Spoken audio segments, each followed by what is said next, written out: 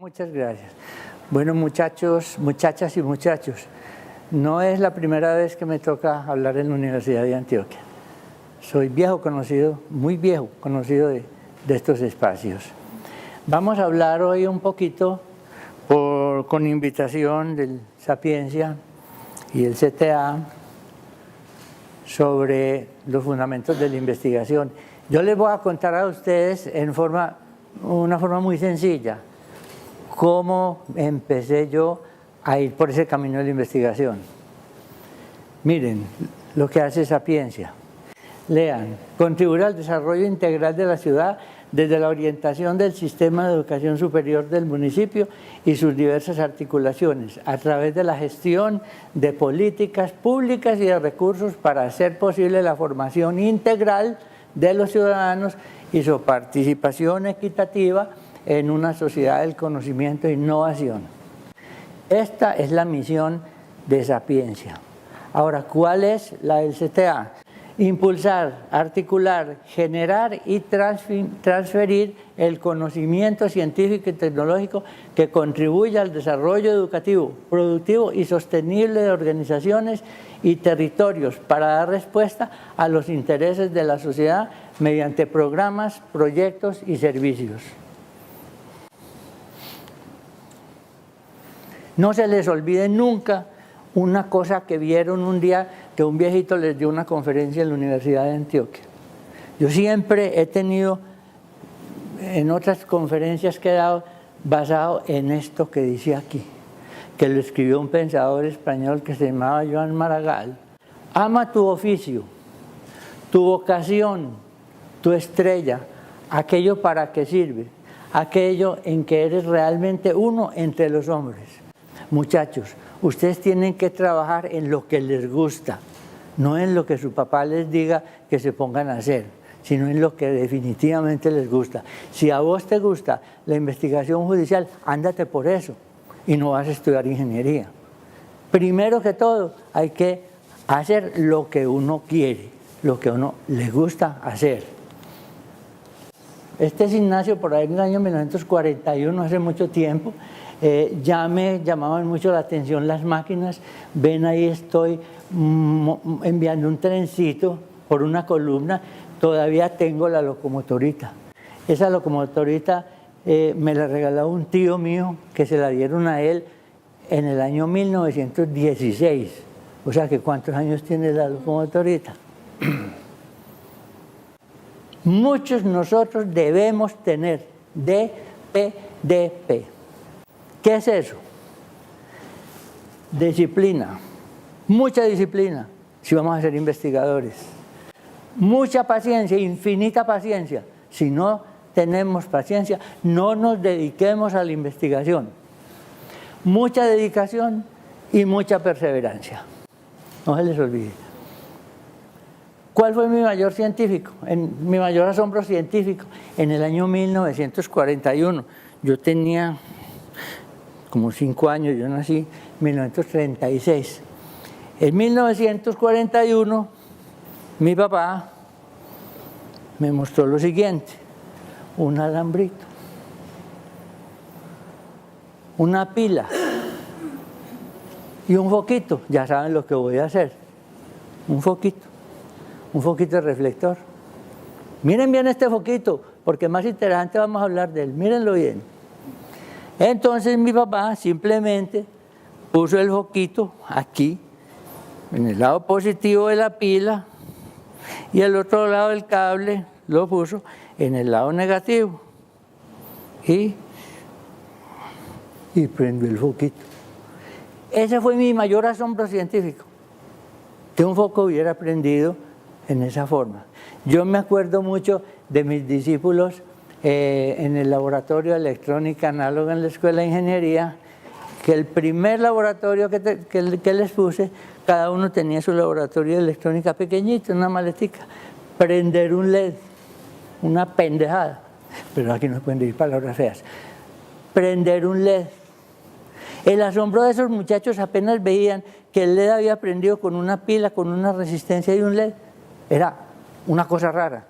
Entonces eso me llamó mucho la atención de esos muchachos. Ese fue mi mayor asombro científico. Y aquí están las tres cosas. Y entonces se volvió un búho. ¿Por qué un búho? Porque es el animal que más observa en la naturaleza. Un búho se puede estar 3, 4 horas sin cerrar los ojos, mirando una presa, observando cómo se mueve la presa, para allá, para acá, para caerle y comérsela o matarla. Es el animal que más observa en la naturaleza. Tanto que el escudo de la Escuela de Ingeniería, el logo, es un búho. Todos ustedes conocen un búho, un currucutú, que se llama. Mucha observación. El científico que no tenga observación no es científico. Y yo creo que la observación se consigue desde chiquitos. Estar observando todo, viéndolo todo. Ve, el otro día me pasó un cacharro. Yo me monté en el metro y estaba muy lleno. Me tuve que ir parado al pie de la puerta. Parado. Eso sí, les digo que la educación aquí en Medellín que tenemos es mucha. Porque inmediatamente los muchachos, generalmente los muchachos, no los viejos, venga señor, camine, siéntese. A mí me da mucha pena. Entonces me puse a mirar el botón azul del metro, con la palanca azul que tienen. Me puse a mirarla, cómo está construida. Yo la tocaba, le veía su suavidad. Cuando un señor me dice, oiga señor, no, cuidado con esa palanca, yo no la voy a apretar. Ah, entonces, ¿por qué la está mirando tanto? Sí, porque soy bobo. Entonces, todo, mirar, observar todo lo que va en la naturaleza. Nos podemos cansar de observar las maravillas de la naturaleza. Y somos conscientes, el agua es la canilla, abran una canilla, dejen fluir el agua, cójanla en las manos, vean cómo chorrea. ¿Por qué? Sóplese después y ve que produce frío. ¿Por qué produce frío? Observen las cosas. Aquí les pongo un ejemplo, pues aquí me dijeron del CTA que les dijera a ustedes historias de mi vida.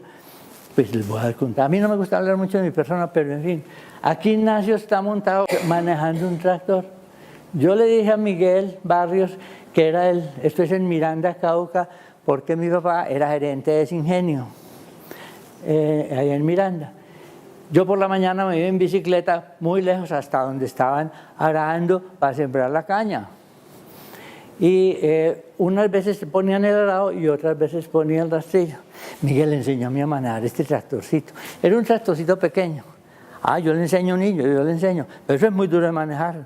No le hace, yo me pongo un cojín aquí atrás y yo manejo el tractor.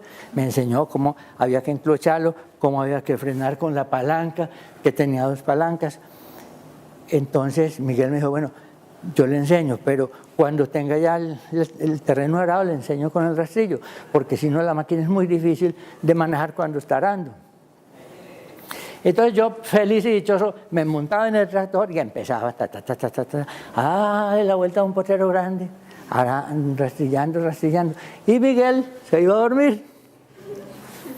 Cuando un día mi papá, ¿usted qué es lo que hace tan temprano yéndose por donde Miguel? Ah, no, es que me gusta mucho que Miguel me explica y yo le pregunto por qué tiene el tractor este tanque tan grande, ¿para qué sirve? ¿Cómo son las orugas? Yo observaba mucho. Cuando un día va mi papá y me encuentra a mí manejando el tractor y Miguel durmiendo. Qué cosa tan horrible. Echaron al pobre Miguel. Yo llorando me fui donde mi papá, no eches a Miguel, no eches, es mi amigo. Él me enseñó a manejar el tractor y a mí me gusta mucho manejar. Nada, lo echaron. Ahí me gané eso, por haber echado a Miguel. Desde que estaba muy muchacho, me gustaba la vocación de enseñar. Eso es una vocación con que se nace, enseñar. Entonces mis discípulas eran Doloritas y María de los Ángeles Jaraba. ¿Quiénes eran estas señoras? Eran 2 viejitas, pues en el sentido bueno de la palabra, 2 viejitas con muchos años, que eran del servicio de la casa de mi abuelo y no sabían leer y no sabían escribir. En ese tiempo saber leer y escribir era como ser hoy un ingeniero, un abogado. Nadie sabía, de gentes pobres, digamos, leer y escribir. Entonces yo les enseñé todos los días, les daba clases de 1 hora para aprender a leer, a aprender a escribir. Veo, se te va a dañar esa máquina, no tomes más fotos. Entonces les enseñé y aprendieron a leer, aprendieron a escribir y después les daba clases de ciencias naturales, cómo es el mundo, cómo son los microbios, todas esas cosas. En el año 1947, es decir, tenía yo como 11 años, en una caja de galletas sultana o saltina, que eran unas cajas grandotas de lata, que era lo único que se conseguía aquí. ¿Por qué? Porque a mí me tocó la época de la guerra. Entonces, durante la guerra no se conseguía nada porque todo se iba para la guerra. Las llantas de los carros no había.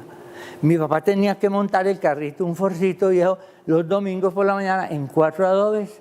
Ignacio le desinflaba las llantas y dejarlo ahí toda la semana. Y el próximo domingo, Ignacio echar inflador para inflarle, para venir al Bosque de la Independencia a pasear. Esa era la vida en ese entonces. No habían inventado los plásticos. Ahora todo es de plástico. En ese entonces no. Entonces me conseguí una caja de galletas, me fui para el almacén de Oscar Duperli, el primero que trajo aquí cosas de fotografía. Me hice muy amigo de los mecánicos de ese almacén, un par de muchachos muy queridos, y les dije que me regalaron un lente viejo de una cámara fotográfica. Me regalaron el lente, véalo, aquí está, y aquí le puse un foco. Y aquí la fotografía que yo quería que se reprodujera aquí en la pared. Bueno, con ese piriascopio, aquí en la Universidad de Antioquia había un igualitico a ese. Con ese piriascopio o episcopio, como se llama, yo le proyectaba fotografías a todos los vecinitos del barrio mío donde yo vivía.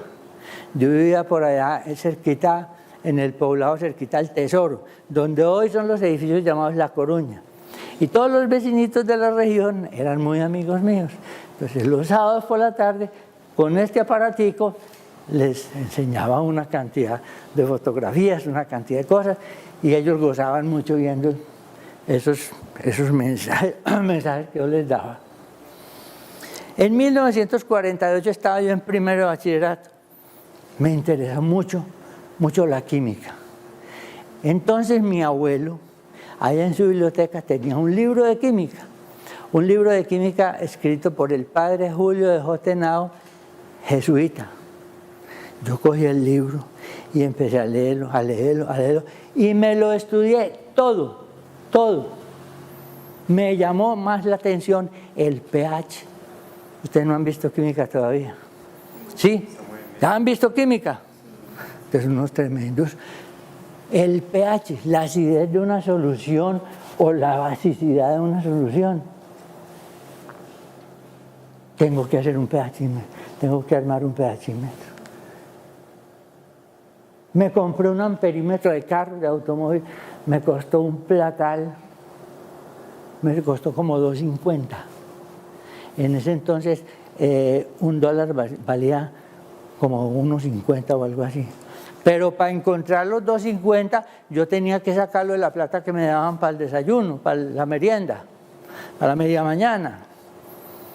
Me daban un poquito más de 5 centavos.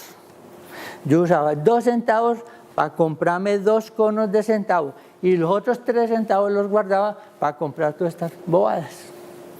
Hice este ensayo y le dije al padre Henao, el escritor del libro, yo estudiaba en el Colegio San Ignacio, que yo había inventado un aparato para medir el pH, pero no me medía nada. Eso no me medía nada. Lo puse primero sin batería. Metía el par de electrodos en el agua que iba a medir. No medía nada. Le puse una pila y empezaron a burbujear los electrodos y no medía nada. Fue total fracaso. Me dijo, no, Ignacio, es que el pH no se mide así. El pH se mide con unas tiritas que se introducen en el agua, se ve el color y se compara en una tabla el pH. Eso con aparatos no. Yo seguía pensando cómo medir el pH y ahí quedó. Mi investigación no sirvió para nada.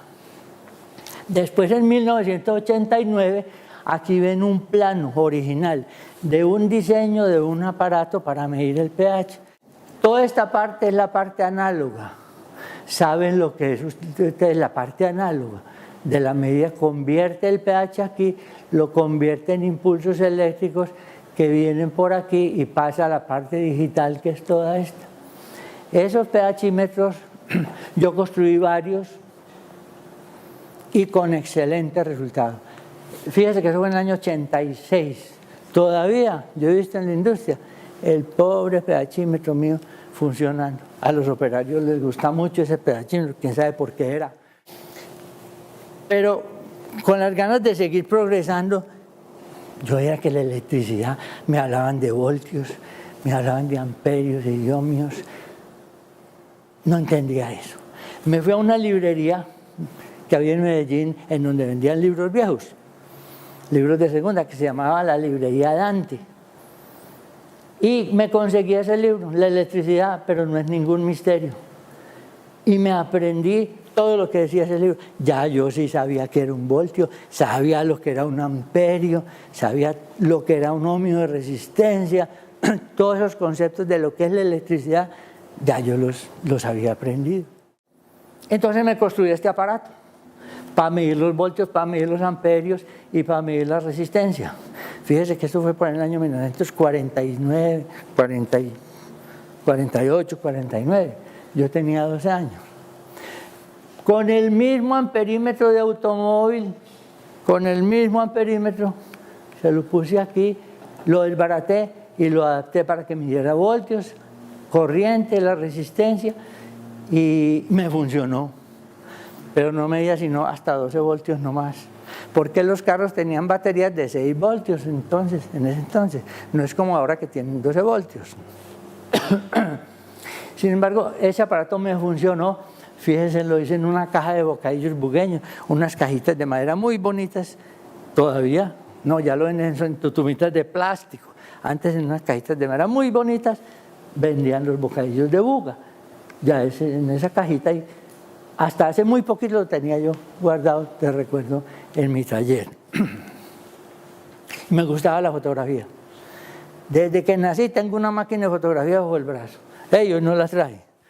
Quería comprar una máquina. Yo tenía una maquinita de cajón que me había regalado mi tía. Pero esa maquinita de cajón necesitaba rollos. Y conseguir un rollo era casi imposible. Un rollo de 6 foticos, de las cuales se dañaban 3. Entonces aquello era una odisea. Mi papá solamente me compraba un rollo de regalo de Navidad. Y yo tomaba las foticos, se me dañaban 3 y usaba las otras 3. Voy a construir una máquina de fotografía. Y construir una máquina de fotografía. Que cualquiera de ustedes la puede hacer. Fíjense que estos experimentos que yo les... Cualquier experimento que les hable yo a ustedes, lo pueden hacer ustedes. Y ven que la investigación no necesita de muchos fondos para empezar a trabajarla. Ni tiene que ser un gran científico como todos los que me han precedido a mí en estas conferencias, que yo no lo llamo conferencia sino charla, porque es una charla con ustedes, el doctor Luis Fernando García, mi querido discípulo, el doctor Luis Fernando Echeverri y la doctora Rugeles, que desgraciadamente no puede ir a la conferencia, y próximamente la señora de Hermelín. Esos sí son científicos de verdad y que gastan mucha plata haciendo sus investigaciones. Todos son aparatos hechos por yo mismo, como esta cajita.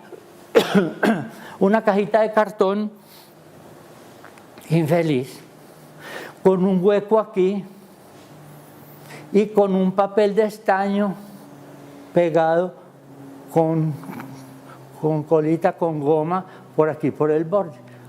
Todos ustedes tienen papel de estaño. Antes el papel de estaño tenía que ser el que forraba los cigarrillos. Y se lo extendía uno y con eso uno trabajaba, porque no había el papel de estaño que se compraba en el supermercado. Se le hace un orificio con una agujita muy pequeñita, que quede bien pequeñita. Entonces eso hace el oficio del lente y enfoca sobre la parte de atrás lo uno vaya a fotografiar o lo que vaya a ver. Yo inicialmente le puse este fondo de papel de seda. Entonces ahí veía la imagen que iba a fotografiar. pero venía el mismo problema. Bueno, ¿y con qué consigo la película? Ya tengo la máquina, pero me quedé sin película. Vuelta a pensar en los amigos del taller de Oduperli, que Oduperli quedaba situado en el pasaje Junín-Maracaibo, entre Maracaibo y la playa, el almacén de Oduperli. Allá fui donde los mecánicos y les dije, hombre, ¿cuánto vale una película? Ah, vale, yo no puedo comprar eso. ¿No tienen película más barata? Ah, sí, niño, hay una película más barata, una película que está vencida y no se pueden vender porque está vencida. Si usted quiere, nosotros la vendemos más barata. Me la vendieron, ahí cómo la montaba, si tenía que dejarlo oscuro. Tuve que hacer un cuarto oscuro en mi casa, un sanitario, forrarlo por todas partes en el oscuro para poder sacar el papel y meterlo en la parte de atrás de la camarita. Hacía ese mamotreto de cosas y lo tapaba aquí al frente con otra cosa. Pues me llevaba a mi cámara y le decía a mis hermanos en esa época, bueno, a mi hermana, párate y quédate quieta ahí un rato, no te vas a mover, por lo menos un minuto te tienes que quedar quieta. Yo ponía mi cámara aquí y la otra ya parada, así, un minuto quieta, y yo después tapaba la máquina otra vez y con esto tapado iba al cuarto oscuro, revelaba la foto y salían las fotos. Más desenfocadas que hasta ahí, pero se veía la foto, se veía. Entonces esa máquina de fotografía me sirvió mucho para jugar con mis hermanos en esa época. Esto fue en 1948, tenía yo 12 años. Fíjense, yo tenía la inventiva para hacer esas cosas. 1940 fue un año muy fatal aquí, fue cuando fue el 9 de abril, estábamos en la posguerra. Les decía que no venía nada de plástico ni nada de nada, era muy difícil. Por allá un año más había un hormiguero, el macho, al pie de la piscina de la finquita de mi papá. Mi papá le echaba DDT que ya no se usa, un insecticida muy famoso. Eso seguían las hormigas ahí. Volví a fumigarlos con más DDT, seguían, hasta que un día me dio por investigar por qué no se morían las hormigas. Y sí, señor, todas las hormigas muertas allá. Escarbe el hormiguero. Figúrense ustedes, pura observación, no más. No necesita uno ser muy inteligente para observar. Yo no he sido una persona inteligente. Es una persona con una inteligencia promedio, pero eso sí he sido muy observadora y tengo mucha paciencia. Entonces yo dije, la única forma de matar estos huevos, porque me puse a desbaratar un huevito y vi que tenía la capa exterior, la cáscara, que no es cáscara, un huevito de hormiga muy gruesa.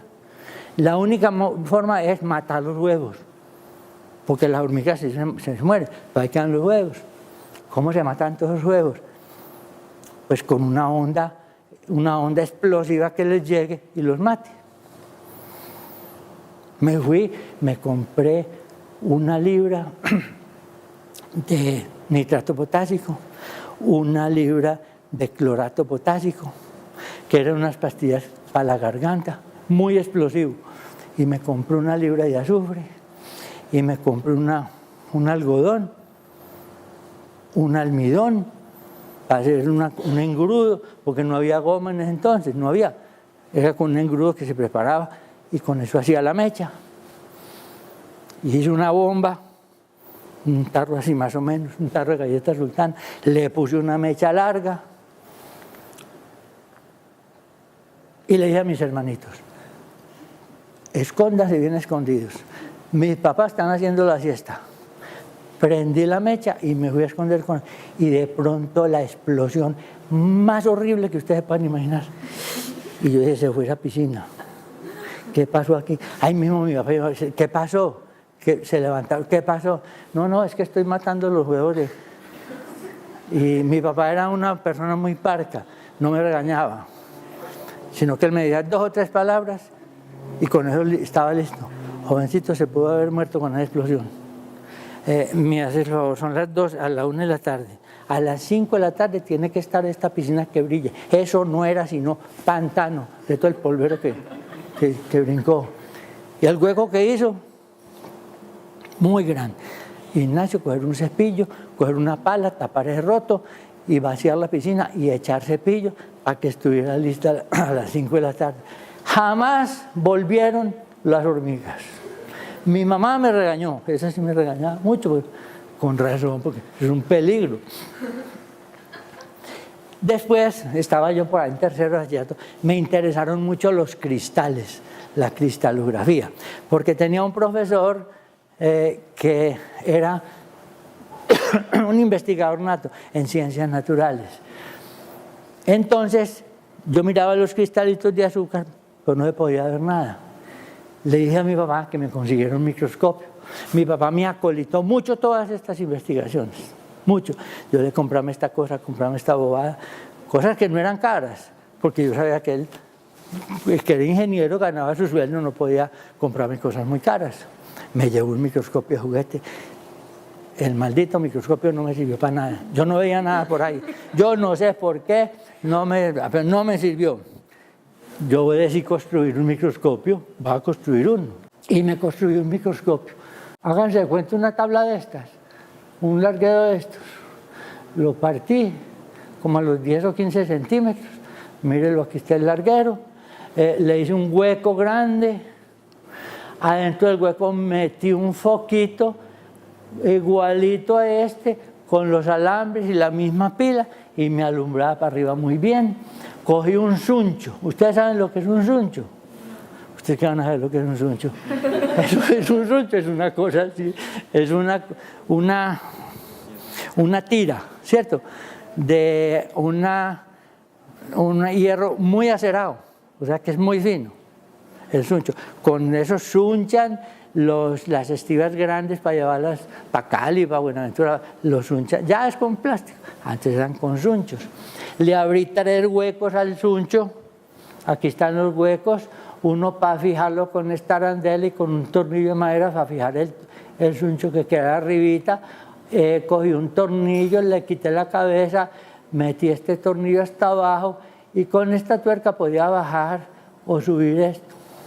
Aquí, en este rotico, cogí el foquito famoso, ese foquito que ven ahí, y con unas tenazas, porque no había cortabrío en esa época, ni había alicates, había nomás tenazas. La herramienta era muy sencilla, en ese entonces era muy sencilla, no había herramientas oficiales. Hoy en día coges un mototurio y queda listo. No, tenía que ser con una tenaza con harta cuidado y luego mordiendo de aquí para obtener ven el lentecito en toda la punta y ahí lo pueden ver el foquito. Si miran ustedes el foquito, ahí vayan mirando, ahí tiene toda la puntita, tiene el lentecito, un lentecito perfecto. Pues ahí viene el problema, el vidrio, ¿cómo me lo conseguía? Un vidrio que tenía que ser muy delgadito. Almacenes de vidrios no lo tenían. Me fui para el laboratorio de un doctor Villa. El doctor Villa, que lo llamábamos Villita, yo le decía Villita porque era compañero de mi tío José J., médico, investigador en Cali. José J. es mi personaje inolvidable, porque él me enseñó mucho. Era un investigador, fue el que primero trajo los bancos de sangre al país. Era un investigador neto. Y le dije a la secretaria, ve, yo quiero conversar con el doctor Villa. ¿Y para qué, señor? Yo le dije, pues, a ver si me dan unas plaquitas de microscopio. Ah, sí, siga. Entonces Villita me dio 10 plaquitas de estas de microscopio. Todavía tengo una plaquita de esas guardada en la casa, muy delgadita. Monté el granito de azúcar ahí, el granito de polen, o las alas de un animalito, las antenas de una cucaracha, muchas cosas. Y fue una observación perfecta, me trabajó, ese sí no fue fracaso. Ese fue un invento que lo tuve hasta hace muy poquito, que se lo llevó un amigo para el hijo de él, para un laboratorio de ciencia, pero este microscopio sí me trabajó perfecto. Después le adapté un ocular de un microscopio. Ustedes saben, el objetivo es el que va abajo, el que enfoca las cosas, y el ocular está arriba, que aumenta, y me trabajó muy bien. Ese sí no fue un invento desgraciado. Todos ustedes, con cosas muy sencillas, pueden hacer un microscopio que realmente funciona. Ah, y los microbios. Me hice un cultivo de paramecios. Todos ustedes saben lo que es un paramecio. Un cultivo que nace en las aguas sucias. Cogí agua, le puse hierbas sucias, le puse una cantidad de cosas, lo dejé 8 días, cogí una gotica a los 8 días y todo lleno de paramecios que se movían, muy bellos en la gotica de agua.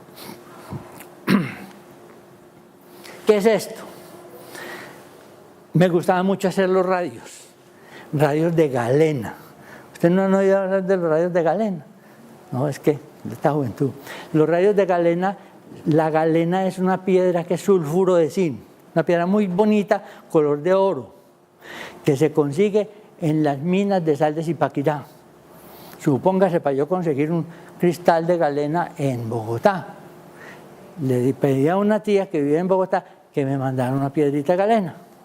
Ella me la mandó, pero esa piedrita de galena para hacer un radio había que buscar con una agujita, con mucha paciencia, mucha dedicación, mucha observación, hasta que sonara la emisora. Y allí oía, perfecto.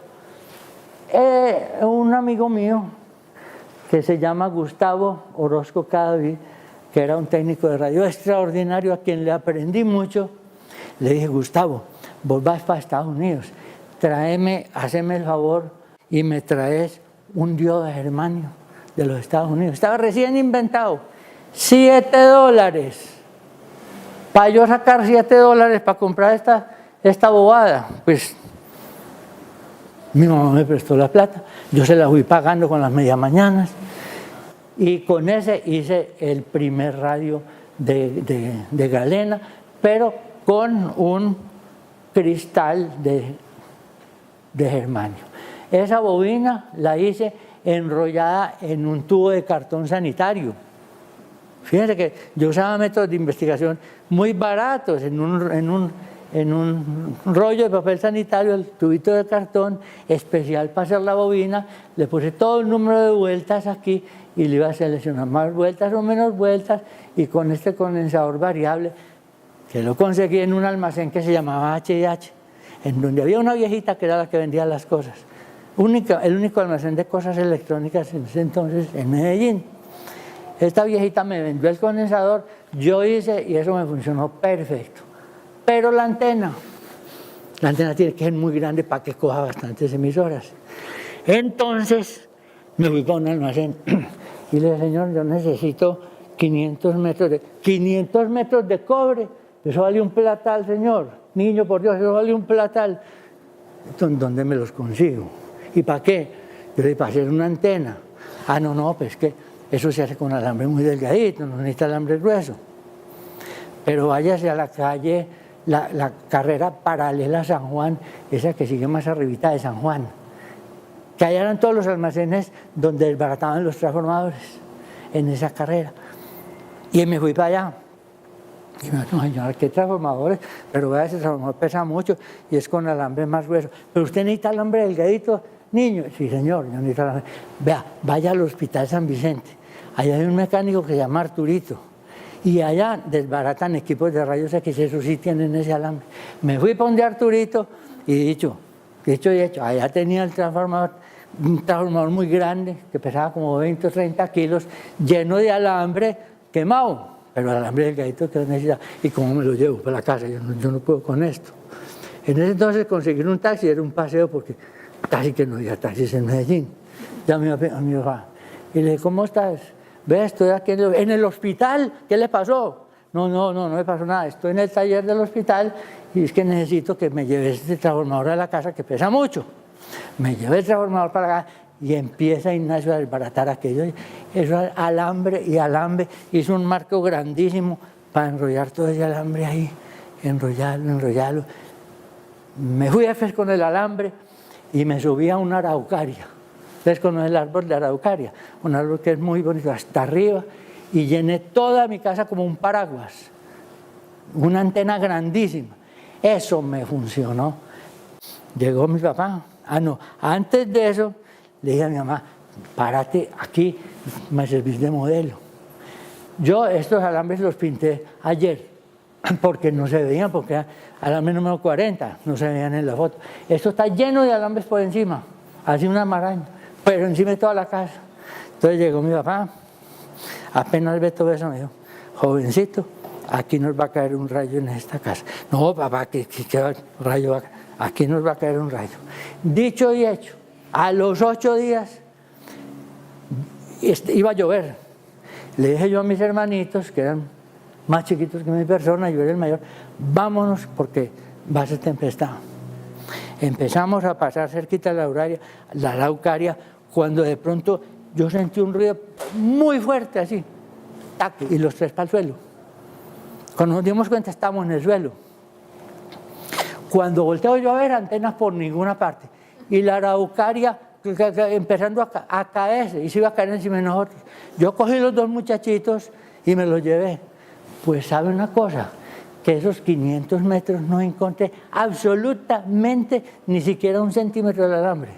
Un montón de bolitas en el suelo, de cobre por ahí. Se me dañó la antena, hasta ahí llegó mi radio. ¿Qué vamos a hacer? Entonces, el radio, me conseguí un amigo en el poblado, un muchacho que se llamaba Francisco. Era gente muy pobre del poblado, pero muy buen amigo mío, que tenía un tallercito de radio ahí más allá de la iglesia del poblado, como saliendo para Envigado, a mano izquierda. Un tallercito de radio tenía, porque él había estudiado radio por las escuelas internacionales. La mamá de él se llamaba Dona, que tenía una legumbrería ahí mismo. Y Francisco me daba todos los radios viejos que no tenían reparación, todas las cosas me las regalaba. Y me dijo, vea, niño Ignacio, yo le voy a regalar este oscilador porque esto necesita 3 baterías de 45 voltios y yo no sé dónde conseguir las baterías. No sé, yo le regalo este aparato. Me regaló el oscilador y me fui para el almacén H&H de la viejita esa que les cuento, que vendía los tubos y vendía las cosas electrónicas. Y le dije, a la señora, es que yo necesito aprender a manejar este aparato. Oiga, niño, usted tiene que pelar muchos cocos todavía. ¡Ja! Eso que me dice esta vieja. Y me dolió mucho que me dijera eso. Yo ya sabía los fundamentos de la electricidad. Yo ya sabía. En todo caso, las baterías de ese aparato necesitaba conseguir 45 por 3, 4 por 3, como 120, 130 voltios. Necesitaba conseguir baterías de 1,5 voltios para tener ese voltaje. Eso me costaba mucha plata, para ponerlas en serie todas soldadas. Entonces por esos días me ideé una fuente de poder que funcionaba con la electricidad y me entregaba hasta 400 voltios. Se los conecté al oscilador y ¿cómo trabaja esto? Oiga, niño, usted tiene que pelar muchos cocos todavía. Me conseguí entonces un libro allá en la librería de antes, donde los amigos, y me puse a estudiar. Aprenda radio en 15 días, se llamaba el libro. Con ese título nos decía, yo en 15 días ya tengo que saber radio. Esto fue por ahí por los años 1949, el libro me sirvió mucho, yo ya aprendí para qué servía el oscilador y lo tuve hasta hace muy poquito tiempo. En 1952 empecé el 5º bachillerato, que ahora se llama ¿cómo? El 5º, 10º. ¿Ustedes están en cuarto? ¿Están en sexto, en el último? Bueno, cuando estaba en 5º bachillerato, mi profesor de física era el padre Julio de Jotenao. Otro personaje inolvidable que no se me olvida, a mí, inolvidable, no se me olvida. Una persona dedicada. Era un santo. El colegio San Ignacio quedaba en la plazuela. Y la pieza del padre Nao, donde él dormía, quedaba en el último piso. Y no dejaba entrar a nadie a la pieza, a nadie. Uno iba, él salía a cerrar la puerta, a ver, jovencito, ¿qué necesita? No dejaba entrar a nadie. Entonces mis compañeros, que eran muy maldadosos, entre ellos William Jaramillo Gómez, el político que se murió, que molestaba mucho al padre Nao, para que lo dejara entrar. Y el jovencito, aquí no cabe sino el ángel de la guarda. Él hablaba así, en mi pieza no entra nadie. Pues cuando murió el padre Nao, lo encontraron que no tenía cama para dormir, sino una sillita de esas de baquetas, de cuero, ahí dormía. No tenía cama. el padre Julio J. Henao empezaron en quinto de bachillerato a enseñarnos el metro, las medidas. El metro patrón que se encuentra allá en Sèvres, en París, guardado en un estante donde hacen todos los metros para compararlo con ese. El tornillo micrométrico, para tomar medidas muy chiquiticas. ¿Ustedes conocen el tornillo micrométrico?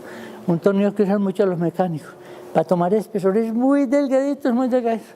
Bueno, muchachos, entonces ustedes, cada uno, me va a construir un tornillo micrométrico y me lo va a traer dentro de 8 días. ¿Y cómo lo hacemos, padre? No vayan a una carpintería, que le hacen la U del tornillo y me lo traen dentro de 8 días. Entonces todo el mundo hizo unas cosas grandísimas de madera, se las llevaron al padre Henao y yo me construí ese tornillo. ¿No lo ven? Sí. Muy chiquitico, ¿eh? Pues vea, aquí está el tornillo que construí. Con una especie de lámina torcida que medía 1 centímetro por aquí. Este me quedó muy chueco el dibujo, pero en fin, ahí más o menos se dan cuenta de cómo es ese tornillo micrométrico. Usted le va dando vueltas a esto, le va dando vueltas a esto, y aquí en este espacio mete lo que va a medir, y ahí le mide. Pero tiene el micrómetro aquí, entonces es muy preciso para tomar medidas, ¿cierto? El mío que quedó chueco, él también trabajaba muy bien. Hice una cajita de cartón de este tamaño, lo metí y lo puse con los otros tornillos. Señor Escobar, ¿y usted por qué no me trajo el tornillo? Y sí, padre, yo se lo traje. ¿Y a dónde está? Todo ese montón de tornillos grandes. Ah, aquí está la cajita. La sacó y parece que se quedó muy abismado. Con eso me gané yo al padre Henao de por vida. Entonces el padre Henao me cogió pues mucho aprecio. Yo nunca llegué a sacar menos de 5 en todos los exámenes de física y de química en quinto y en sexto de bachillerato. Nunca. Todos saqué 5.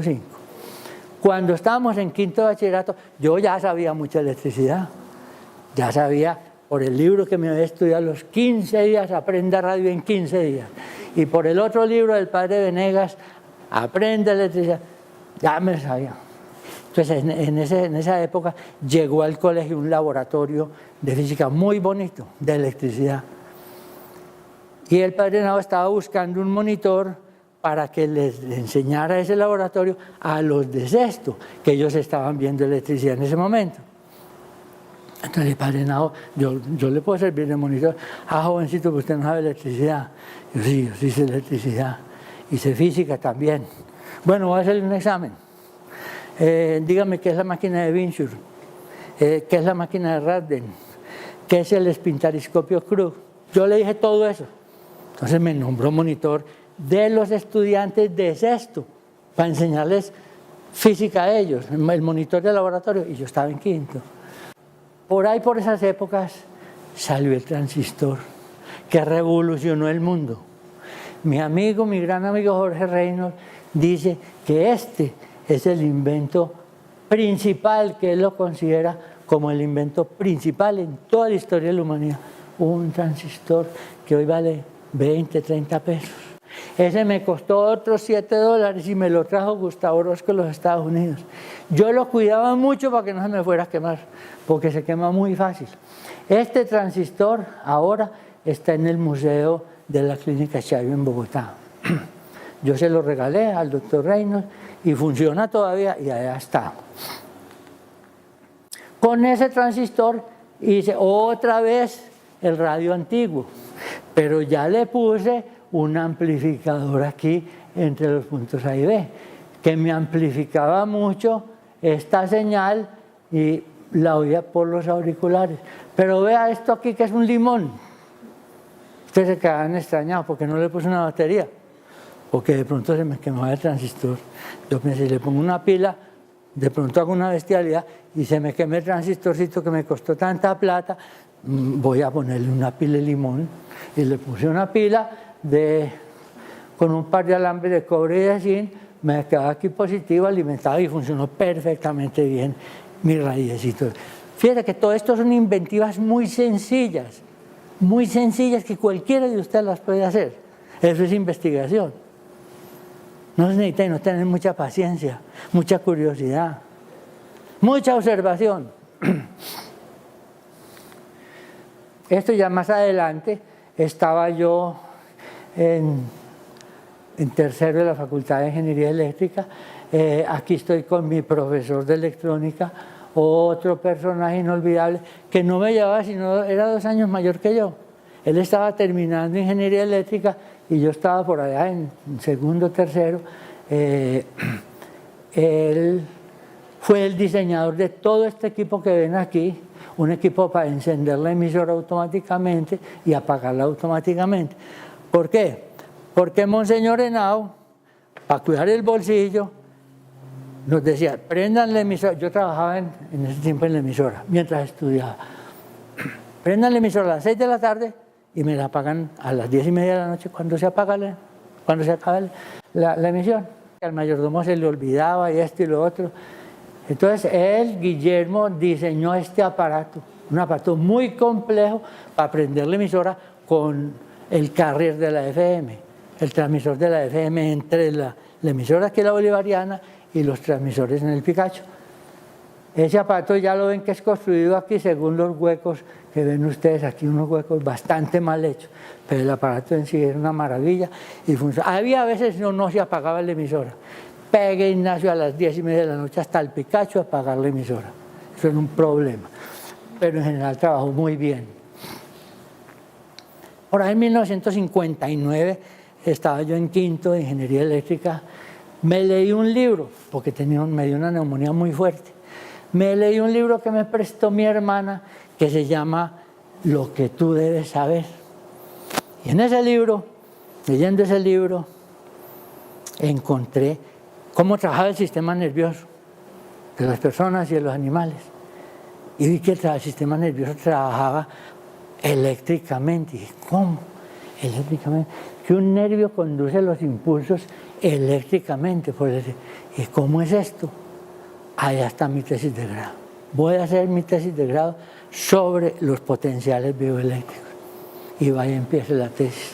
¿Dónde conseguía material que me sirviera para yo hacer la tesis? Había que pedirlo. En entonces no había internet, no había fotocopiadoras, no había calculadoras. Un libro se demoraba, si lo pedía uno con un amigo que lo trajera, o si no, 2 meses, 3 meses. Me puse a pensar, ¿y a quién le pregunto yo?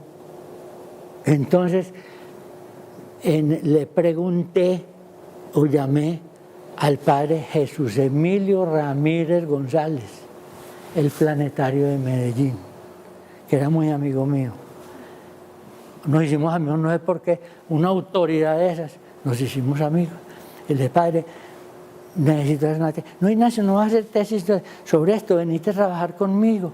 Yo te necesito aquí para que me manejes la ionosonda. La ionosonda es un aparato muy grande que habían traído en el Observatorio Geofísico de los Andes, que mandaba radiación para arriba de todas las frecuencias y volvía y las recibía, para ver la absorción de las distintas frecuencias en la atmósfera. Y no, padre, es que yo quiero estudiar esto, ya se me metió. Mira, andate a la Facultad de Medicina, que hay una persona que se llama el doctor Iván Jiménez. Él está recién llegado de los Estados Unidos y trabaja en el campo tuyo. Me fui donde esta persona, donde el doctor Iván Jiménez Ramírez, que fue mi guía, fue mi profesor, fue mi amigo, fue mi socio en el laboratorio que tuvimos en la Clínica Soma. Y es uno de los mejores, ya murió desgraciadamente, fue uno de los mejores mecánicos que yo he conocido en mi vida. Una vez salió de la facultad a las 12 y me dijo, Ignacio, me voy a dar tecitos porque tengo que desmontarle la caja al carro porque me está sonando la segunda. Fue, en 2 horas desmontó la caja del carro, la arregló y volvió y la montó. Es uno de los mecánicos mejores que yo he conocido. En el año 1959 fui a la facultad. Estaban operando una rata. Yo casi me voy de para atrás apenas vi que estaban operando una rata. Doctor, yo quiero aprender algo para hacer mi tesis. Ah, es que vas a hacer la tesis. Sí. yo te presto este par de libros, el libro de Baird y el libro de Gannon, 2 libros así. Me enseñó los capítulos que tenía que estudiar.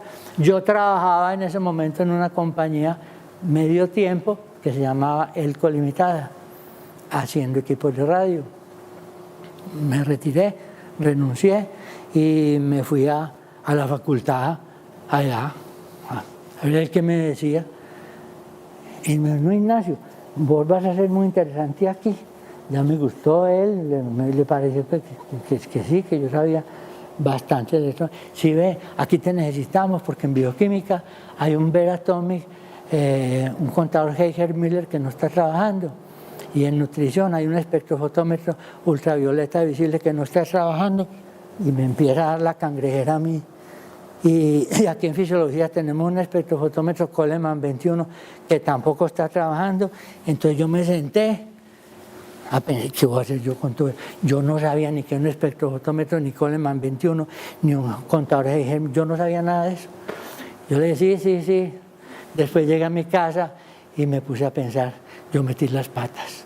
Ahora llego ya y me pone un aparato bien complicado, ¿yo qué hago? Entonces le dije, francamente, que yo no sabía nada de eso. No te preocupes que yo te ayudo. Inclusive aquí tengo un montón de cajas. Es todo ese equipo para armar, para el laboratorio de neurofisiología. Yo acabo de llegar de Estados Unidos, allá me dieron un gran, yo compré esos equipos, eso viene todo desarmado, me ayudas a desarmar eso. Vos me enseñás electrónica y yo te enseño la neurofisiología. Y así fue. Empecé a trabajar con él, empecé a aprender mucho de la neurofisiología, me hizo meter a clases de neuroanatomía, de estadística médica, algo de farmacología, en fin, una enseñanza guiada. No es como ahora que hay IFES y que hay conciencias y que hay 50.000 entidades y 50.000 papeles. En ese entonces nada. La gente se peleaban por venir a trabajar 1 año, 2 años con el doctor Guillermo Latorre, que era el patrón del doctor Jiménez, el jefe del departamento de fisiología. Se peleaban y apenas salían con una cartica. El médico tal trabajó conmigo 2 años. Pare de contar. Sin nada de IFI, sin nada de examen, sin nada de nada. Entonces así montamos el laboratorio de neurofisiología. Fíjense que es un laboratorio muy bonito. Ese laboratorio tenía, que yo me acuerde, esta es la fuente de poder que yo utilizaba para mover el oscilador, una fuente de poder que yo la construí en esa época. Me acuerdo que la cajita del metal me lo hicieron en una fábrica que quedaba por allí cerquita, que hacía estantes metálicos, allá me hicieron la cajita. Este aparato lo armamos aquí, este amplificador ya venía armado, es un amplificador Gras modelo P23, este es un voltímetro de válvula de alta resolución, este es un generador de audio, este osciloscopio también lo armamos aquí, y aquí están un registrador para registrar los fenómenos que veíamos en la pantalla, y esto es una mesa estereotáxica para gatos. Aquí se mete la cabecita del gato para estimular el cerebro de los gatos. Ese laboratorio, esa era media vida mía, yo pasaba metido todo el día, hasta las 10, 11 de la noche. Mientras tanto, tenía que arreglar los aparatos de la facultad y del Hospital San Vicente que se dañaran. Entonces los médicos me recibieron en una forma espectacular. Ay, no, le entrego eso para... No, nada. Ellos se sentaban conmigo, vamos a ver, Ignacio, cómo trabaja esto. Yo te leo las instrucciones mientras vos vas bien. En compañía de ellos arreglé todos los aparatos que estaban dañados. Era muy difícil, porque necesitaba los planos. No había teléfono para llamar a Estados Unidos. Tenía que ser por carta que los pedía. Una carta se demoraba 15 días en ir, 15 días en volver, pero me mandaban la información, con eso arreglábamos los aparatos. Entonces los médicos me fueron cogiendo mucha confianza. Yo ya estaba, a los 2 años y medio, estaba terminando mi tesis. Todo eso me demoré haciéndola. Se llama potenciales bioeléctricos. Cuando estaba terminando mi tesis, me dijo el doctor Latorre, te vamos a nombrar profesor de matemáticas en fisiología. Ese era el puesto que había.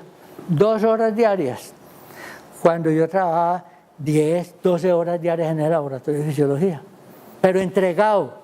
Fíjese, a mí no me importaba que me van a pagar, que no, a mí me importaba era aprender.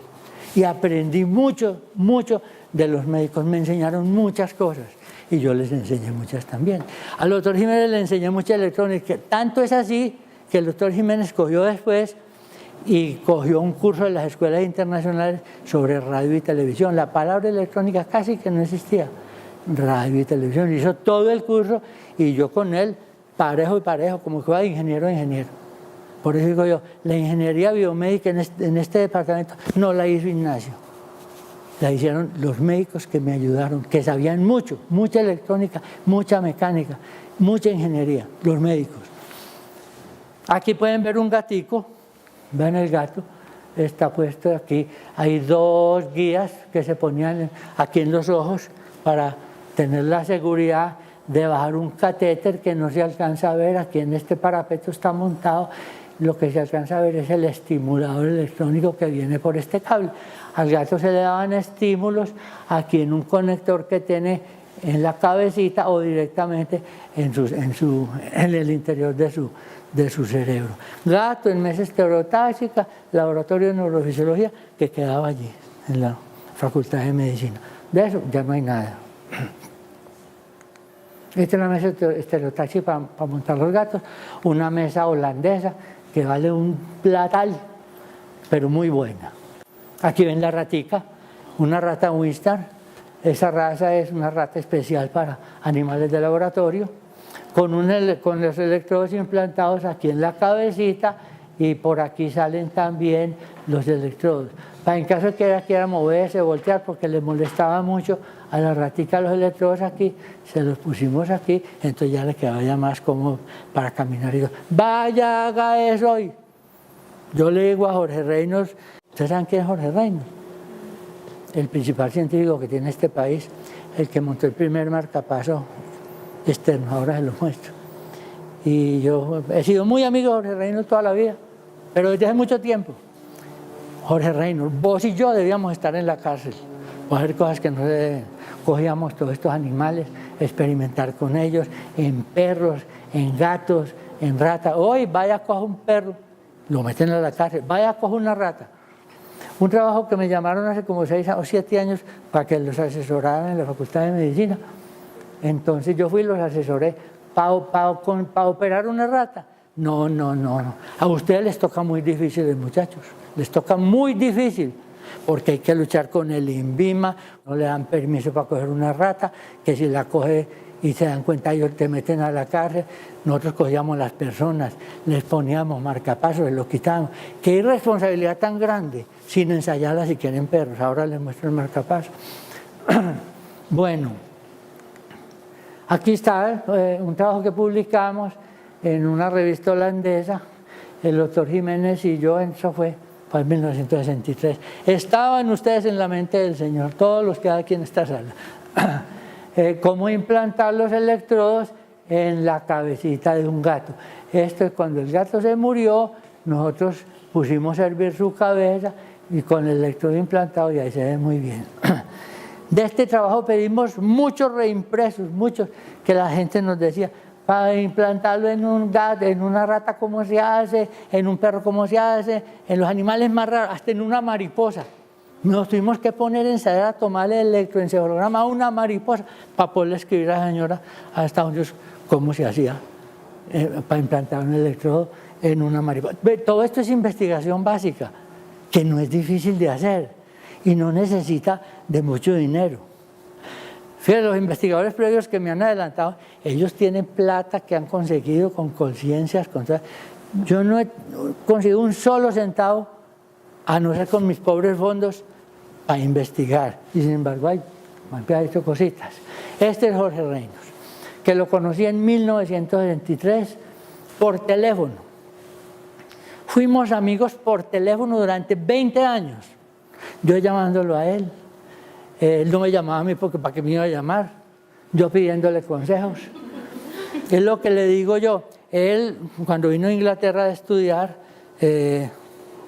una persona muy acomodada, su padre era una persona muy acomodada. Él estudió ingeniería electrónica en Londres y se dedicó a la biomedicina. Entonces vino aquí a Bogotá, como digo, y fue a la librería Buchholz en Bogotá, que es una librería muy importante, y compró un diccionario. Abrió y le arrancó una página, la página que decía la envidia. Jorge Reynolds no tiene envidia, pero ninguna. Yo lo llamaba porque él hizo su marcapaso, este que ven aquí, que pesa 50 kilos, se lo pusieron a un padre ecuatoriano y el padre vivió como 18 años más con no con este, sino ya con marcapasos implantados. Fíjese que este marcapaso trabajaba con batería.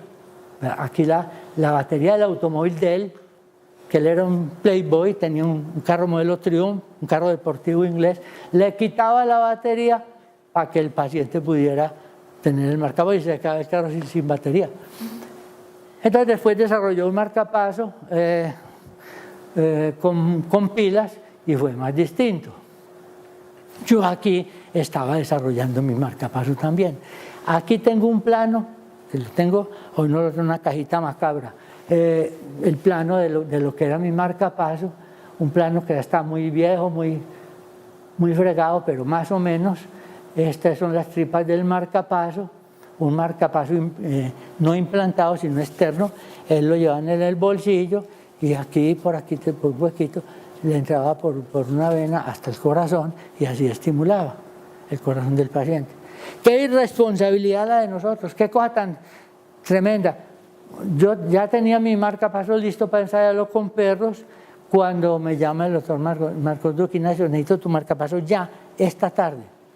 ¿Para qué lo necesita? Para implantarlo a una señora que necesita el marcapaso, que se va a morir.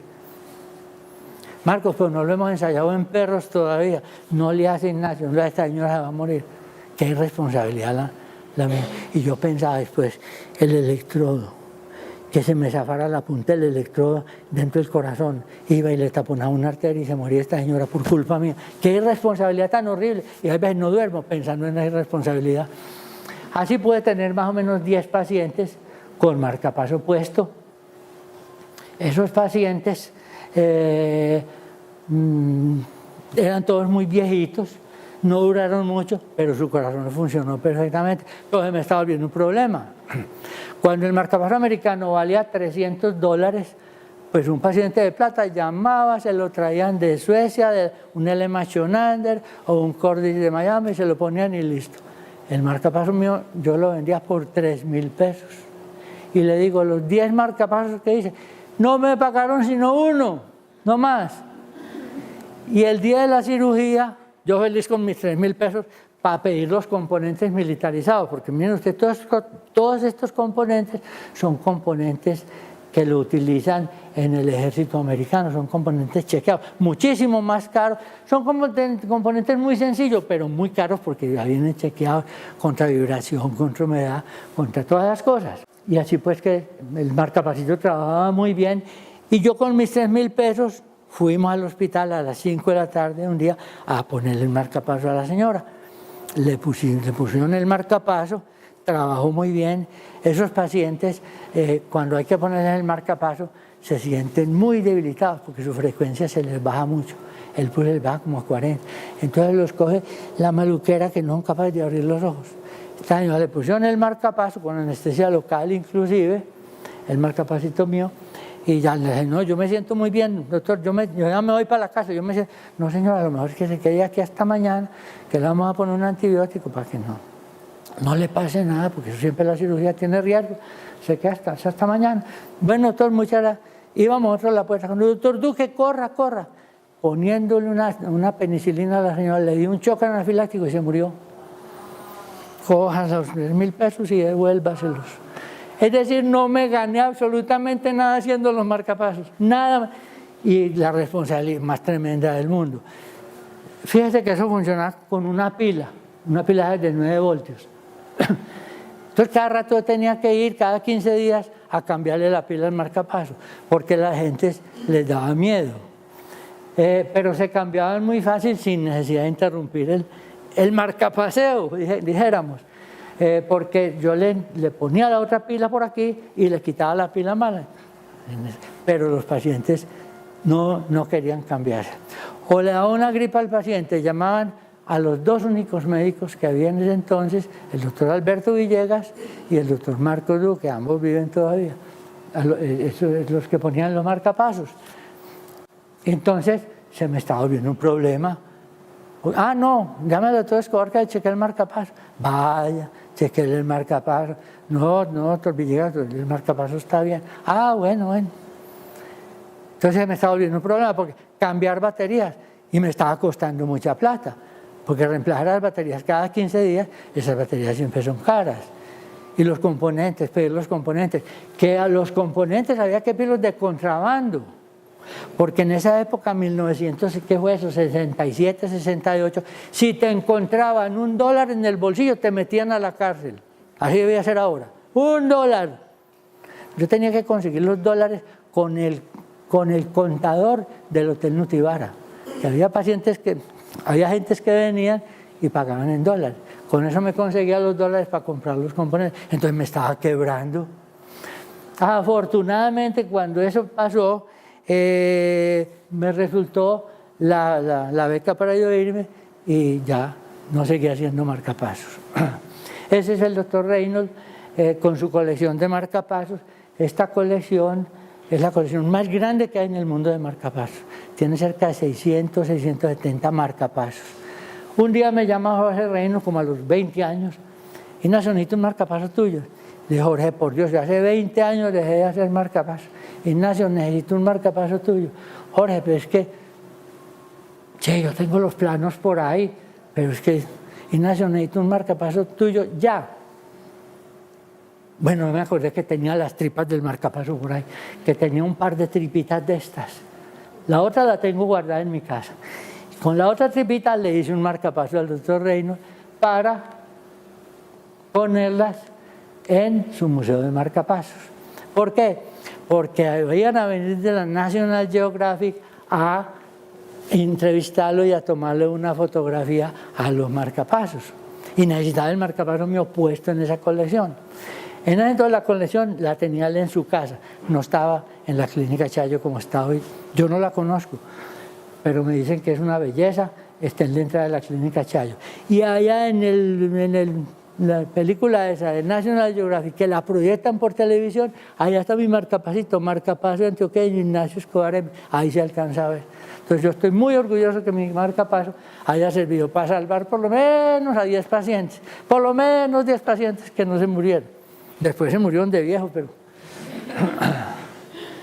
Ya en el 69 me gané una beca para hacer un postdoctoral en el Laboratorio de Neurobiología de la Universidad de Puerto Rico. Yo quería hacerlo allá, fue muy simpático. En la misma semana me salieron 2 becas, una para irme para Noruega, a hacer neurofisiología en Noruega, y otra para irme a Puerto Rico a hacer neurofisiología con el doctor José del Castillo.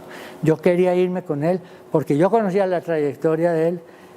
Él trabajó toda su vida en Inglaterra con un premio Nobel, con Katz, que fue premio Nobel en fisiología, y es una persona, el doctor del Castillo, extraordinaria, que sabía mucho y muy práctico, muy práctico.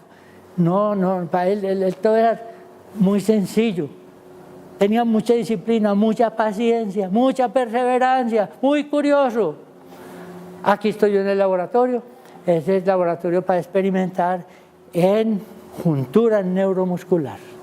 Nosotros trabajábamos lo que era ranas, con músculo de rana, aquí en una cámara, que eso no se ve por la cantidad de la maraña de cables que hay. Esto era lleno de aparatos aquí, detrás de donde yo estoy, y aquí a mano era llena de aparatos. Lo que llamaban un setup, un conjunto de instrumentos. Aquí pueden ver la lupa estereoscópica y un par de micromanipuladores que son negros, aquí no se ven, y la preparación está aquí. Con mucho cuidado de que hacer la preparación, el músculo sartorio de la rana, que es este musculito que va por aquí, el músculo sartorio chiquitico, se montaba y ahí con microelectrodos, ahí se experimentaban. Aquí pueden ver a mi jefe, otro personaje. Él era jefe del laboratorio, era un tipo español, trabajó mucho, como les dije, con el premio Nobel en Inglaterra. Era muy sencillo, le gustaba trabajar con las uñas todo, aunque tenía mucha plata, en ese laboratorio había plata para dar y convidar. Fíjese que era el laboratorio de neurobiología del departamento de fisiología, de farmacología, de la Facultad de Medicina de la Universidad de Puerto Rico. Estaba pues en el último lugar y sin embargo allá había de todo. Era un laboratorio dotado hasta lo último. Entonces, ¿qué pasó? Allá me estuve 2 años y medio y después fui invitado a dar un curso allá, posteriormente en el 72, 73. Pero este doctor me llama una vez. Porque yo llegué al laboratorio y me hicieron comer de aquello. Qué cosa tan horrible como me trataron. Yo decía, yo con 10 años de experiencia que llevo en la Universidad de Antioquia, ya con varias publicaciones internacionales y aquí trabajando lo que estoy trabajando, me pusieron a matar conejos, a matar curíes y a matar ratas y a matar ranas. Eso era todo lo que yo tenía que hacer en el laboratorio. Es decir, el puesto, después del que cuidaba a los perros, el puesto que seguiría el mío. Y dije, no, yo no. ¿Cómo me vuelvo para Colombia? Ni riesgo, después ya me he ganado esta beca, que fue muy difícil de conseguir esa beca, porque la beca mía era con el Instituto Nacional de los Estados Unidos, con el NIH, muy difícil de conseguir. Yo tengo que hacerme moler aquí. La paciencia, muchachos, la paciencia. Entonces un día salí yo por la tarde a las 4:30, iba a mi casa, cuando vi que el doctor del Castillo estaba solo haciendo unas soldaduras en un setup. Ya saben qué es el setup. Y yo lo vi y ahí mismo me entré para andar porque yo no lo veía. En el laboratorio yo no lo veía a él. Él estaba en su oficina haciendo sus trabajos de investigación. Yo no lo veía. Yo estaba dependiendo de una técnica de laboratorio. Y le dije, doctor, yo le ayudo, camine, yo le ayudo. Dejé mi mano. No, señor Escobar, es que este tiempo es suyo. Váyase para su casa. Nosotros, yo aquí vine a aprender.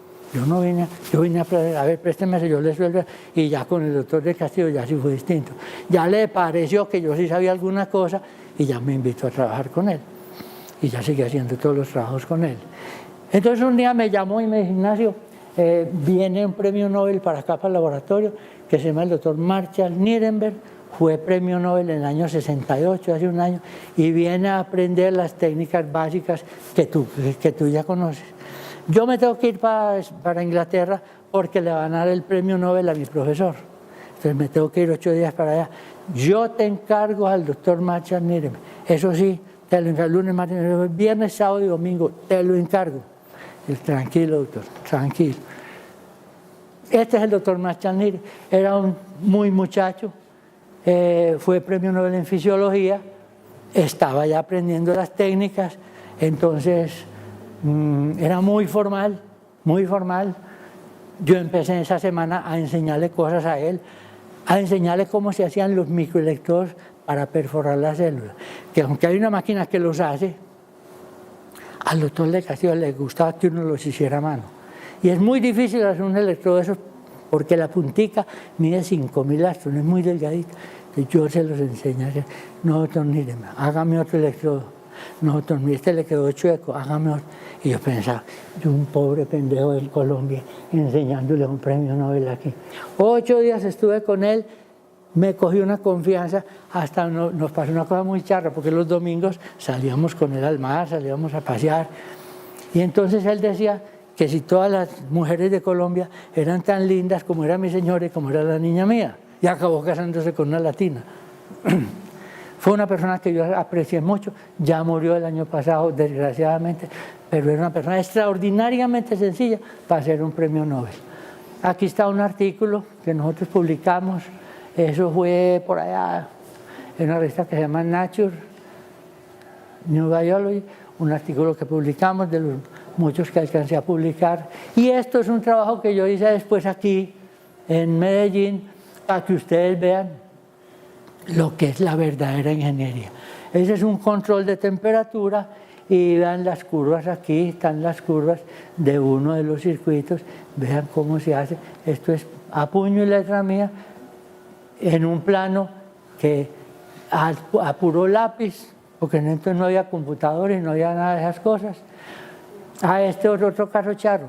Este es el tomógrafo de la Clínica Las Américas. Yo le calculé los espesores, por Dios, de las columnas y de las vigas y de todas las cosas aquí están calculadas. Fíjese que el espesor del piso me dio, ¿sabes qué se van a fijar? 22 centímetros. Entonces en la Clínica Las Américas, esto es muy peligroso instalar esto así. Vamos a mandarlo a los Estados Unidos. Mandaron a hacer el estudio a los Estados Unidos. Vino un tipo a ver y le dio 2 centímetros de diferencia con el estudio que yo había dado. A él le dio 20 centímetros y a mí me dio 22. Pues así lo construyeron y ahora está funcionando. Este es el plano, ven la diferencia entre el plano anterior, entre los planos que eran a lápiz y un plano nuevo. Esto es de este año, hecho en Proteus 8. El circuito funciona en el plano, en el computador. Yo lo pongo, es un estimulador que produce pulsos. Yo lo pongo a trabajar y él funciona como si en realidad lo tuviera así. Después, en 1986, estaba yo sentado en mi casa por la noche, viendo la manga, viendo las luciérnagas. Yo vi que alumbraban las luciérnagas y me puse a observar. La observación vale mucho, muchachos. Las que volaban unos, que había otras en el suelo, que alumbraban, pero como que alumbraban más poquito. Entonces me dio por empezar a estudiar las luciérnagas. Hace 22 años. Ve, aquí está la luciérnaguita. Una luciérnaga es un animal demasiado pacífico, muy fácil de capturar. No, Juan David, que me lo diga Juan David, que es mi mayordomo, mi chofer, mi persona de confianza, mi peluquero. Que lo diga Juan David, que es el que me coge las luciérnagas, porque a mí ya me queda bastante, no soy bastante ágil para mandar la NASA y agarrar un murciélago, una luciérnaga volando. Entonces esa luciérnaga, esta fue una fotico que yo tomé a una luciérnaguita que estaba en el pasto. Fíjate que las luciérnagas son carnívoras. Ellas no se alimentan sino de moluscos y caracoles y cositas de esas. Entonces en este equipo examinamos las luciérnagas. Ese equipo, exceptuando este aparato, que es un osciloscopio. Todos ustedes saben que es un osciloscopio, ¿cierto? Como los de cuidado intensivo, que aparece más o menos un osciloscopio para observar aquí cualquier señal eléctrica o cualquier señal que sea traducida desde un fenómeno físico a un fenómeno eléctrico, se observa en el osciloscopio. De resto, esta cajita, este generador de pulsos, que el plano ya los mostré, este amplificador y esta cámara las hice yo. ¿Por qué? Porque valen un platal cada una. Yo estuve averiguando en estos días y esta esfera vale alrededor de $7.000. Yo la hice o me la hicieron 2 mitades, eso se abre por aquí, 2 mitades, con plásticos, de unos plásticos que usaban antes para hacer unos honguitos en los jardines, unos honguitos que los iluminan.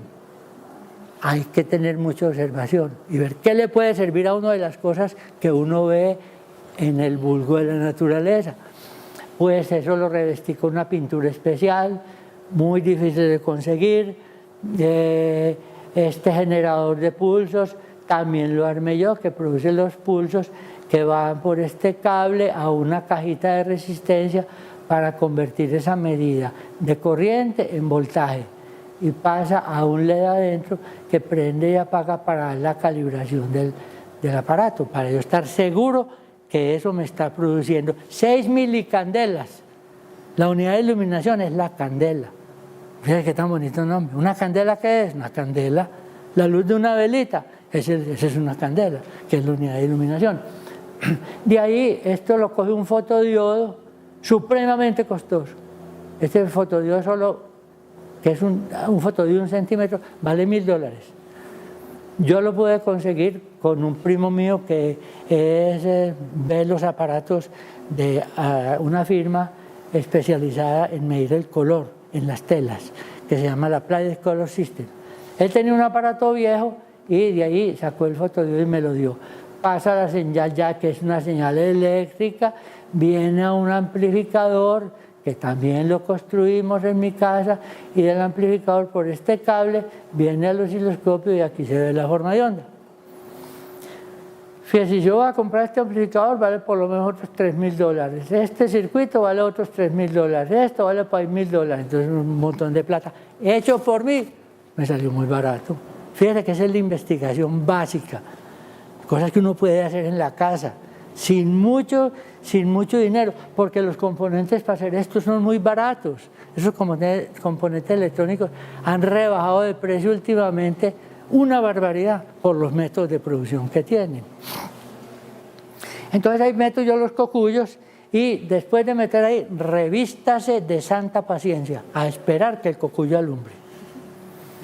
Yo me he estado 4 horas al oscuro, al pie de esta pantalla, mirando que produzca la onda del cocuyo y no alumbró. Cocuyos caprichosos. Esta es la forma de onda que produce una hembrita. Fíjese qué forma de onda tan bonita y la duración que tiene. Esto está calibrado para que el rayo recorra a una velocidad de 50 milisegundos por cada espaciecito de esto.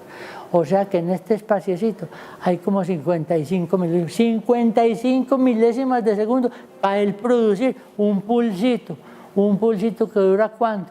Aquí la calibración está en 200 milivoltios por cada milicandela, 200, 400, 600, es decir, una milicandela, más de 3 impulsos.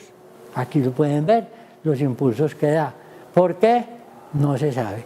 Yo no he podido ver hasta ahora unos pulsos más claros que estos que yo no he podido ver, y perdónenme la modestia, no he podido verlos. Entonces, ética primero que todo, muchachos, que esto se nos perdió ya se nos perdió lo que es la ética en la investigación. No pensamos sino en la plata, en las coimas, en pagarle a uno para que... No, la ética se nos perdió. La ética está acompañada de ¿qué? De mucha observación, de dedicación, de curiosidad, de perseverancia, de constancia, de disciplina y soñar cada vez más y más y más en lo que debemos hacer. Pero eso sí, alrededor de la ética. Dentro de esta ética ya se está manejando mucho la ética animal, que nosotros antes no la manejábamos. Yo no mato un solo cocuyito, uno solo. Yo los llevo a la esfera, cuando a mí me los entreguen en una cajita, porque no se pueden molestar lo más mínimo, los meto a la esfera, revístase de santa paciencia. Hay veces alumbran ahí mismo, otras veces se demora. Entonces usted apague la luz, quédese mirando la pantalla, hay 4 horas hasta que el cocuyo alumbre. Mucha paciencia, pero mucha ética también. Los saco después y vuelvo y los pongo en su ambiente natural. Una vez tuve un cocuyito y lo tuvimos 8 días vivo, de manera que él debe vivir más de 8 días. La literatura dice que vive en 8 días. Ese cocuyito me duró más de 8 días, manteniéndolo en su ambiente natural. Este es un aparatico que también diseñamos basado en una tarjeta que tal vez muchos de ustedes conocen, una tarjeta Arduino, que es un microcontrolador. Esa tarjeta está programada, eso se programa en el computador, para que dé pulsos igualitos a los que da la cocuya, igualiticos. Esos pulsos vienen por este alambre largo, y tienen un LED aquí en la puntica, un LED que simula la iluminación del cocuyo, casi con la misma frecuencia que la iluminación que el cocuyo da. Yo no sé por qué pude conseguir un LED que ya no lo producen. Ese LED de la Panasonic que le da 582 nanómetros, cuando el cocuyo da hasta 500 nanómetros, es casi la misma iluminación. Entonces se pone allá en la hierba, que uno la pone a iluminar, y el cocuyo ahí mismo cae sobre el, fíjese y verá, ahí está el cocuyito. Es un cocuyito macho. Yo sé que es macho porque yo lo traje aquí a la Universidad de Antioquia en entomología, y allá le hicieron el examen y me dijeron que era macho. Lástima que de los cocuyos aquí no sabemos nada, pero lo que es nada. Ni la especie ni la familia están conocidas. Solamente hay un señor muy formal, entre comillas, amigo mío, entre comillas, que yo le escribo de pronto, que se llama Santiago Caballero, que vive en México. Él solamente ha clasificado 2 cocuyos aquí en Colombia, uno en Calima, en el Valle, y otro no sé dónde. Y los ha calificado como la violoncela colombiana, y el otro no sé cómo. Pero 2 cocuyos nomás, es la única clasificación que hay en Colombia de los cocuyos. De resto, no se sabe nada. Entonces, una cosa muy seria que me pasó el otro día, yo le estaba mostrando a mi señora, a Luz María, esta foto. Luz María ella estudiaba técnicas de laboratorio aquí, lo que es ahora microbiología. Cuando yo me casé con ella, yo era profesor de ella. Entonces, le estaba mostrando la fotografía. Y ella me dice, hombre Ignacio, qué pena. ¿A vos no te da pena dedicarle 22 años de tu vida para construir un aparato para molestar a los pobres cocuyitos? No sirve para nada y para nada, pero es una investigación muy interesante, ¿cierto? En todo caso, muchachos, mil gracias, muchachas y muchachos.